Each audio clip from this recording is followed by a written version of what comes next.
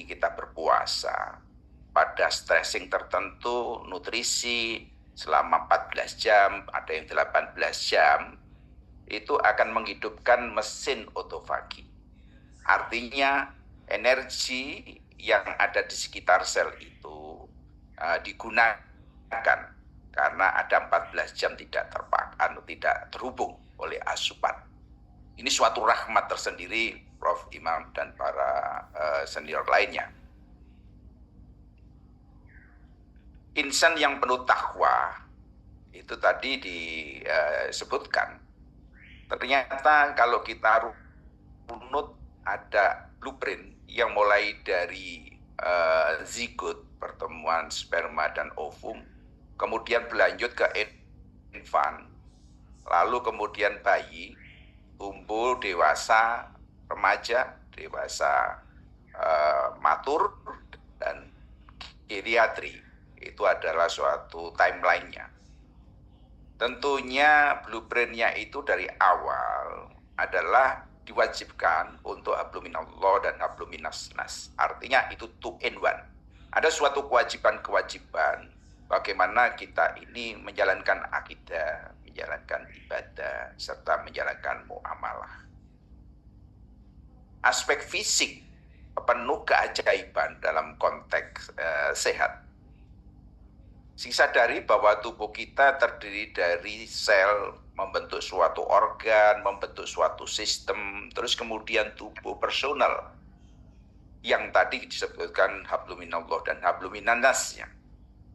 Di antara organ-organ itu dihubungkan yang disebut dengan neurohumoral system.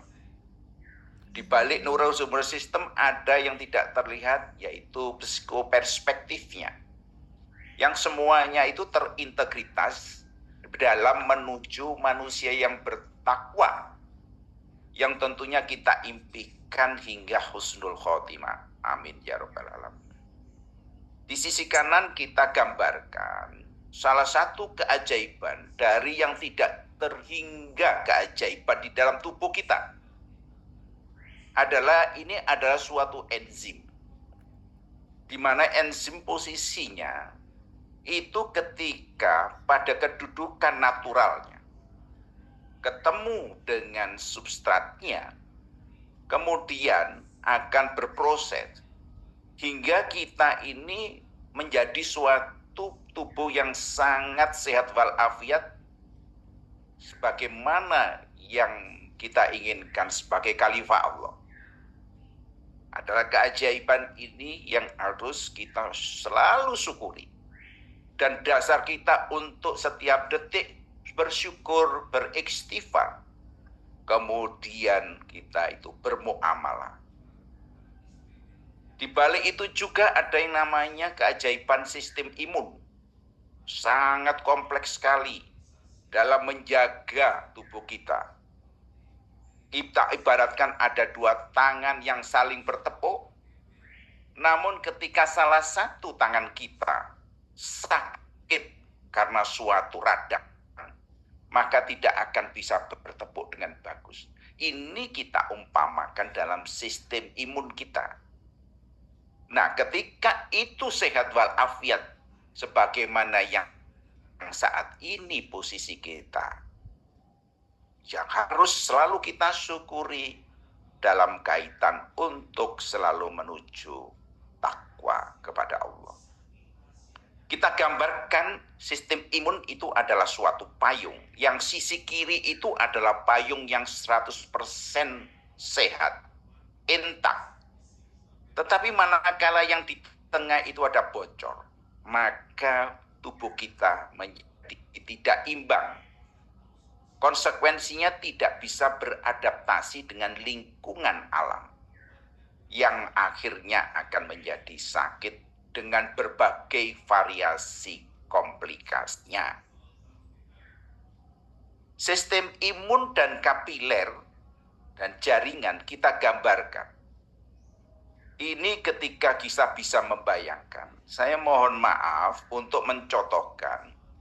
Saya melihat sendiri tikus itu kayaknya tidak bisa melewati suatu ruangan yang sangat sempit. ternyata naturalnya setting point dari alam itu bisa melempet sekali sehingga bisa menembus yang kita bayangkan tidak bisa menembus. Ilustrasi ini tidak jauh beda dengan sel yang namanya sel pertahanan tubuh dinamakan leukosit. Bagaimana itu rolling di dalam sirkulasi pembuluh darah kapiler ketika ada sesuatu kuman, misal saja ketusuk jarum, maka yang di dalam sirkulasi sistem pertahanan tubuh leukosit itu melempet bisa menembus keluar dari kapiler dan menuju ke titik yang dituju. Sistem ini apa enggak begitu ajaib? Sangat super ajaib Bapak Ibu semuanya. Belum lagi itu mekanismenya yang lebih halus lagi, lebih lembut lagi, lebih ultra lagi. Yang hasil akhirnya kuman itu akan menjadi tunduk dengan tubuh dan menjadi sehat kembali. Namun ketika tadi ibarat payung itu ada yang bocor, maka sistem imun salah satu tentara tubuh ini tidak akan berfungsi maksimal dan akhirnya tubuh menjadi sakit. Ini contoh dua tangan kita ibaratkan saling bertepuk, yang namanya sistem imun asli adaptif dan ada sistem imun yang innate immunity yang asli. Jadi ada yang general, ada yang spesifik, dan itu satu padu. Ketika itu dalam kaitan 100% positioning natural, maka kita selalu sehat. Nah, di balik yang itu lagi ada yang namanya ultra. Kalau kita itu berpikir, tentu ada connect dengan sensor psikoperspektif, maka kita akan menjadi manusia yang penuh takwa. Dan itulah harapan kita semuanya, sebagaimana yang kita inginkan doa husnul khotimah. Jadi yang sebelah sisi kiri itu adalah sitokin proinflamasi ketika kita ada stresor. Stresornya bisa kuman, stresornya bisa trauma mekanik, stresornya bisa pukulan psikologik, yang pada akhirnya sensor itu menjadi aktif sehingga disebut reaksi siaga. Nah, reaksi siaga itu diterjemahkan dalam poros hipotalamus, hipofisis, adenokortika. Maka dari itu kita ketika itu terkejut, setengah menit kita berdebar. Karena sistem inilah yang bekerja. Yang sebetulnya itu adalah sistem perlindungan buffering kita agar stabilitas adaptasi dengan lingkungan terjaga dengan bagus. Namun ketika ini reaksi siaganya itu selalu reaksi siaga satu, maka jadilah unstable di dalam tubuh kita, sakit. Nah, semua itu ada pada pangkalnya. Pangkalnya itu adalah DNA, deoksiribonukleik acid. Apa itu? Pokoknya intinya menjadi ketentuan Allah bahwa kita tubuh terdiri berbanyak macam sel, di mana sel itu sudah ada tuntunannya. Sehingga ada yang jadi tangan, ada yang jadi kaki, ada yang jadi ginjal, dan segala macam lengkap dengan fungsinya. Nah, ada hal yang perlu diketahui, bahwa ternyata tubuh itu mengandung jutaan miliaran basa nitrogen yang terdiri dari adenin, timin, guanin, sitosin. Itulah DNA sebagai master. Tetapi penerjemahannya selanjutnya itu diteruskan oleh yang disebut RNA, di mana timin itu diganti urasil yang nantinya menjalankan ordering dari masternya sehingga jadi liur yang kita punya ketika saat kita berbuka, yang tadinya tidak terasa manis menjadi manis, yang tadinya tidak terasa lezat menjadi lezat dalam tempo detik. Ini kerja enzim yang sangat bin ajaib. Nah, dari situlah yang sebetulnya kita harus sadari perlunya Alhamdulillah, puji syukur yang tak berhingga, setiap detik, setiap ingat kita selalu kepada Sang Pencipta. Nah, ternyata ada susunan huruf. Singkat kata, huruf itu adalah masuk baca saja sehat. Nah, baca sehat itu karena kita ini ada regenerasi sel, selalu ada penggantian-penggantian. Nah, pada saat proses penggantian, ketika itu link and match-nya masuk, akan menjadi sehat. Tapi ketika urutan itu baca MASUK menjadi terbalik KAMUS, kamus, maka itu sakit. Sederhananya begitulah para senior dalam membayangkan keajaiban Allah yang di dalam tubuh kita itu, sehingga kita harus istighfar selalu dan selalu alhamdulillah, puji syukurnya. Islam dan isu kesehatan itu sangat menekankan kesehatan dan kebersihan dalam satu sisi. Berbagai macam sisi lainnya 360 derajat yang tak berhingga lagi. Dalam kaitan ini kita hanya mencontohkan aja, di antaranya ada 19 ayat yang menyebutkan dalam 12 surat terkait kesehatan dalam Quran. Nanti tolong dikoreksi, saya hanya pemantik ini. Nah, aspek kesehatan dalam Quran ada yang kebersihan personal, lingkungan, nutrisi ibu dan anak, mental, sebagaimana yang panjenengan tentu lebih ahli sekali. Saya mengambil sumber dari Ibu Inawati, Bapak Samsul Bahri, Bapak Zuli Fahnani. Nah, prinsip dalam hidup sehat dalam Islam, makanan halal dan thayyib. Contohnya saja, ketika kita makan, lemak yang jahat ada, lemak yang sakit sehat ada. Itu adalah suatu representasi bagaimana makanan itu menyehatkan, bagaimana makanan itu malah justru menusuk. Maka dari itu, prinsipnya pola hidup sehat itu harus kita pegang teguh agar kita selalu menjaga keseimbangan pada titik yang sudah ditentukan oleh Allah, sehingga sehat walafiat sebagaimana yang ditentukan oleh Allah. Menjaga kebersihan tubuh juga sama. Prinsip berolahraga dan bergerak dalam Al-Quran, prinsip menjaga kebugaran via aktivitas fisik bisa ditafsirkan dalam menjaga keseimbangan dalam hidup. Jadi Bapak Ibu, ketika otot itu bergerak, itu mengeluarkan liur protein.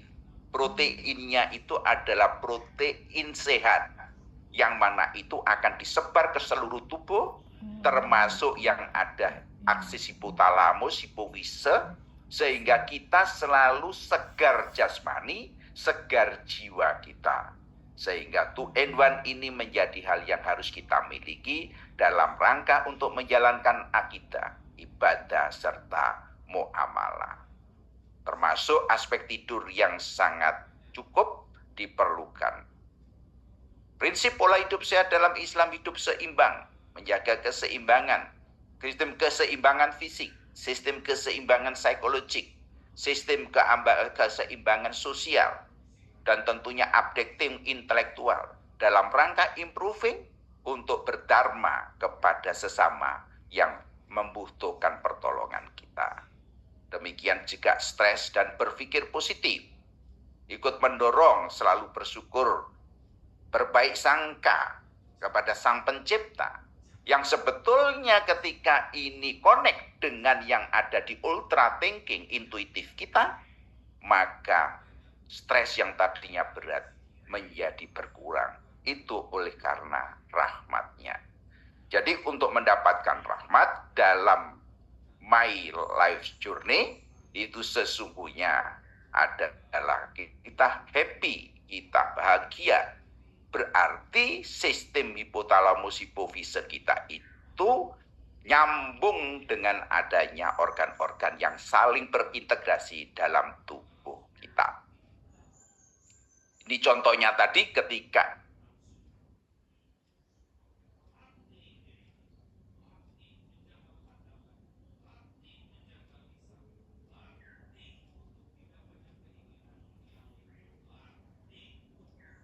maka dari itu untuk pandai bersyukur selalu kita biasa Bahkan dari waktu menit, waktu jam, waktu hari, dan seterusnya.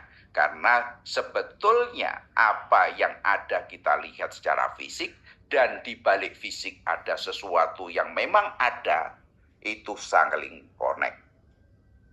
Tadi sudah, kalau ketika stres, imun kita rendah. Kalau imun kita rendah, maka gampang sakit. Baik itu sakit fisik maupun sakit jiwa. Contohnya ini tadi sudah saya sebutkan. Sekarang prinsip pola hidup sehat dalam menjamin hubungan sosial sama. Karena gerakan apapun yang kita lakukan sebetulnya berangkat dari pemikiran kita sendiri, ultra pemikiran kita juga, sehingga hasilnya apakah kita pada posisi yang bertakwa atau tidak, mencerminkan bahwa ada, walaupun kita tidak melihat, ternyata itu juga tetap ada. Maka dari itu prinsip-prinsip itu kita ikuti dalam rangka untuk menjalankan manusia yang bertakwa. Ini dikasih contoh, berinfaklah di jalan Allah. Dan janganlah kamu jatuhkan diri sendiri ke dalam kebinasaan dengan tanganmu sendiri. Dan berbuat baiklah. Sesungguhnya Allah menyukai mereka yang berbuat baik. Disebutkan dalam Al-Baqarah 195. Artinya bahwa secara fisik yang ada di tubuh kita, itu digerakkan oleh yang namanya endorfin salah satunya. Ketika kita itu dalam keadaan bahagia, sebetulnya kadar endorfinnya tinggi. Ketika kita dalam keadaan cemas, maka hormon kortisolnya yang tinggi. Maka sitokin inflamasinya yang tinggi. Tidak bisa dibohongi. Dilihat saja ketika sakit gigi, tidak akan bisa senyum secara ikhlas. Dan ekspresi keikhlasan dari senyum bisa kita potret. Yang motret adalah teman kita, sahabat kita, adalah orang lain. Nah, itulah sesungguhnya mengapa kita tidak pandai bersyukur. Sudah jelas buktinya ada. Dengan demikian, maka sharing ini sama-sama saling menguati agar kita selalu bisa melewati fase-fase kehidupan. Walaupun yang dikatakan itu hidup itu merupakan ujian, namun ketika niat kita mulai dengan baik, kita mulai dengan selalu istighfar, maka kita tidak terasa diantarkan dengan rahmatnya untuk menuju kebahagiaan sampai husnul khotimah. Ini adalah sekali lagi kami contohkan bahwa kita ini di dalam tubuh kita ada protein-protein yang betul-betul tidak bisa kita bohongi keluarnya. Tidak bisa kita bohongi keluarnya itu hormon sehat atau hormon sakit. Ya, ini adalah contoh salah satunya kehebatan yang sangat kita syukuri untuk pagi. Ketika kita berpuasa 30 hari, yang namanya ahli dari Jepang menemukan disebut otopagi, yang mesin biologi kita selalu dalam kondisi sehat. Ketika kita berikan beban untuk puasa 14 jam, 20 jam, atau 18 jam pada region dunia tertentu, maka itu akan menghasilkan suatu kesehatan yang luar biasa. Bagaimana bekerjanya? Sel yang rusak tidak berguna akan dicerna dan didaur ulang untuk pengganti nutrisi yang terputus selama 14 jam. Itu peran itu tidak lepas juga dari enzim yang kita beri. Ya, kita bayangkan suatu hal yang sangat luar biasa, keajaibannya. Enzim salah satunya di dalam istilah kedokteran ada yang disebut adenosin monofosfat activity protein kinase. Pokoknya ujungnya sehat Bapak Ibu. Faktor yang memicu yang tadinya puasa 12 jam menyehatkan.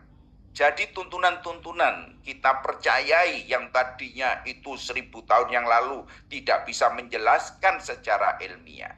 tapi berjalannya evolusi kebudayaan manusia, maka sedikit demi sedikit terungkap, bisa menjelaskan secara ilmiah. Kalau ilmiah tidak bisa menjelaskan, tetap berkeyakinan sesuai akidah kita, sampai nanti pada cucu-cucu kita yang nanti ke depannya, itu akan dibuka tabir-tabir yang tadinya ajaib, bisa dijelaskan.